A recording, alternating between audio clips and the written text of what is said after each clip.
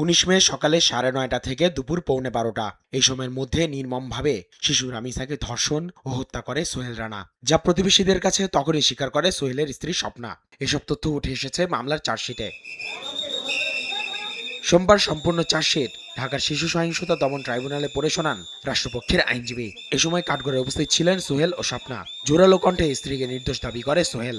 রামিসা আক্তারকে ধর্ষণ করে হত্যাকাণ্ড ঘটান, ছোরা দিয়ে ক্ষত বিক্ষত করে বিভিন্ন আলামত পানি দিয়ে ধৌত করে নষ্ট করেন।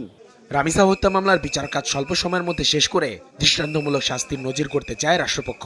বিচার শুরুর পর মঙ্গলবার থেকে শুরু হচ্ছে এই মামলার সাক্ষ্য গ্রহণ। দর্শন করে যে হত্যাটা করা হয়েছে এটা যেন একটা সুষ্ঠু বিচার হয় এবং স্বল্প সময়ের মধ্যে যেন একটা দৃষ্টান্তমূলক একটা বিচার হয়, যেন বাংলাদেশে এই ধরনের ঘটনা ভবিষ্যতে আর কেউ করার সাহস না পায়। এই ধরনের চেষ্টা সরকারের পক্ষ থেকেও আছে।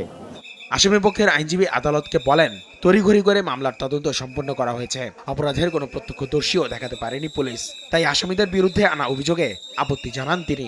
ডিএনএ রিপোর্টে বীর্যের উপস্থিতি শনাক্ত হয়নি এবং এই মামলায় কোনো চাক্ষুষ সাক্ষী নেই, সেহেতু এই আসামি সোহেল রানা এবং স্বপ্না খাতুনের অব্যাহতি চেয়ে বিজ্ঞ আদালতে আবেদন করেছিলেন। বিজ্ঞ আদালত আমাদের আবেদন নামঞ্জুর করে আসামিদের বিরুদ্ধে চার্জ গঠন করে।